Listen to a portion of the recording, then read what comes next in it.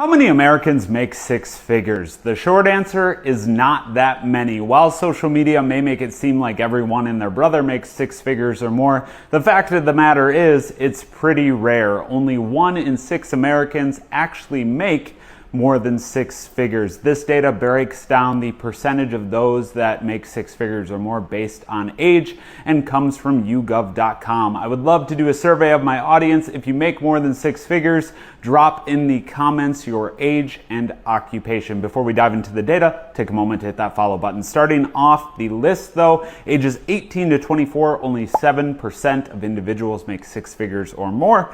Ages 25 to 34, 18% make six figures or more. Ages 35 to 44, this is where we peak. 25% of individuals make six figures or more. Ages 45 to 54, we see a dip down to 20% of those making six figures or more. And finally, to round out the list, those ages 55 plus, only 16%. Like, I knew it, bro. I knew it, bro. I've been saying this forever, but I just needed a little clarification.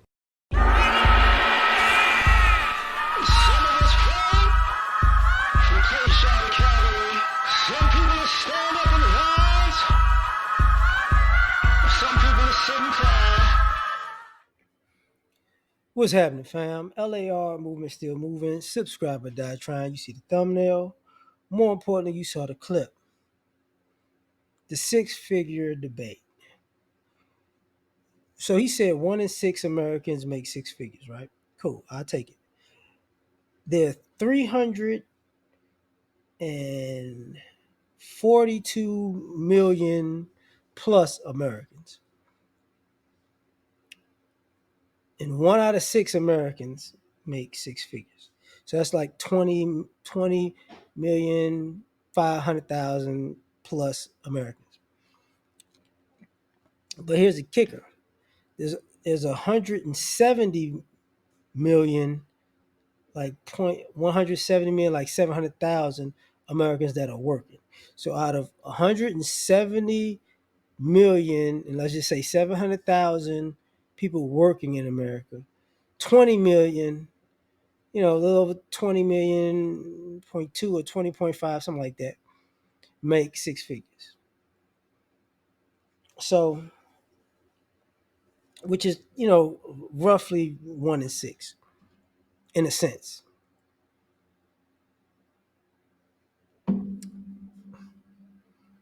No. Hold up. Let me think about that. 217 is 8, but you got the half, so let's just say 7, So 1 in 6, 1 in 7, give or take. Here's the issue. The people who are concerned about the people who make six figures a year don't make six figures a year for the vast majority of them. So a lot of this stuff is, and that's why I preface by saying it's 342 million Americans, because half of America isn't working.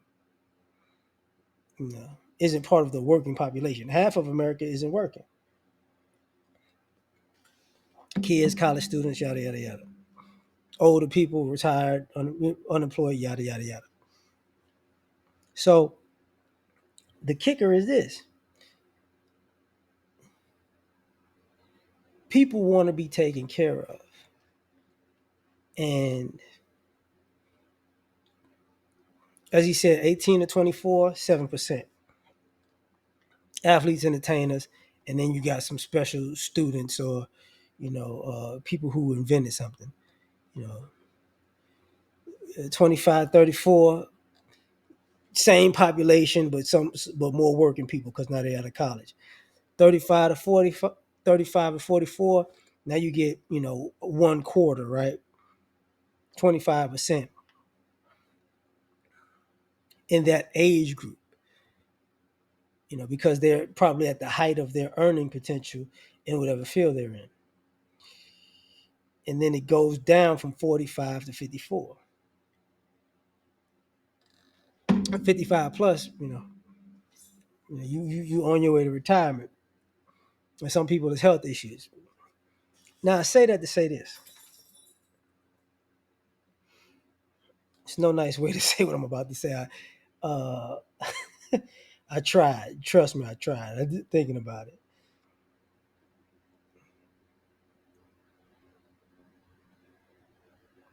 When you parcel this out in demographics, it gets worse, you know, because the majority of these people will be considered white. So, you get what I'm saying? So you black, Hispanic, Asian, it ain't the same number. It ain't 1 in 6. You get what I'm saying? 1 in 6, because you don't see, you think about 1 in 6 black people makes $100,000. I don't know about that. You think 1 in 6, Hispanics makes $100,000 a year. You think 1 in 6 Asians make $100,000 a year. That's what you think? Nah, it's not like that. But let's add something else to this.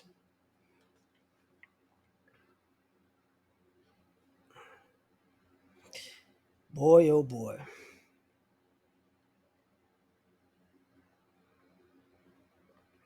A lot of people want access to people who make 6 figures a year because they want to be big spenders. This has nothing to do with saving money, investing, nest egg, retirement. It has more so to do with materialism. Because the more you got, the more you spend. And then you wind up in a rich dad, poor dad situation where, you know, you got people who on paper make a lot of money, but we're poor because we live in check to check because we want materialism. Or we're funding somebody who's materialistic who can't fund themselves,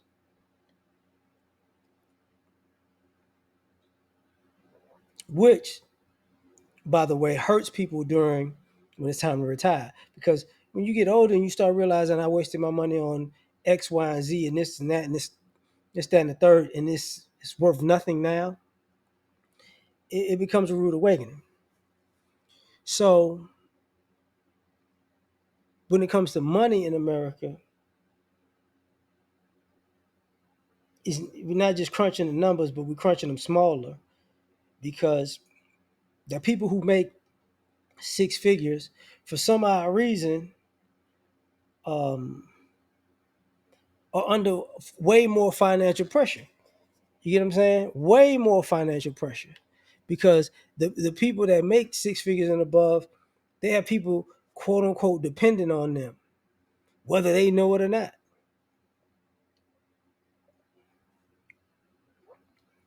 So they sometimes, if they don't know how to say no, they're going to be a detriment to themselves, even though they make 6 figures. That's why you have the situations where, some people's families drain them, whether they be, just blood relatives, parents, grandparents, aunts, uncles, nieces, nephews, brothers, sisters, that type of situation. Excuse me. Some people get married and they get divorced, and oh, you got the money now, I'm ready to get out. You have that situation, and then the 6 figures ain't worth as much. And what you have now is a bunch of single people wanting other single people to give them a lifestyle that they can't, their families and themselves haven't given themselves. You get what I'm saying? So it's like, okay, whatever. Now, for me, here's the most important thing.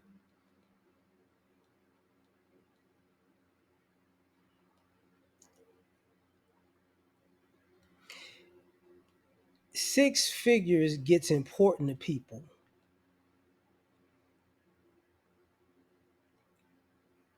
I'm not going to say all, but the vast majority, that figure becomes important to people after they've realized that they've procrastinated and screwed up, procrastinated their life and time, and screwed up their life and time.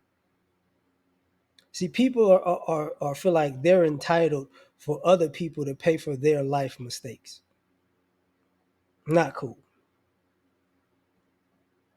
And then, let me double back. Like, some of these people are thinking about relationships and divorce. Some of these people making six figures after the divorce. You know, they had to get on their grind, and they made money after the marriage dissolved.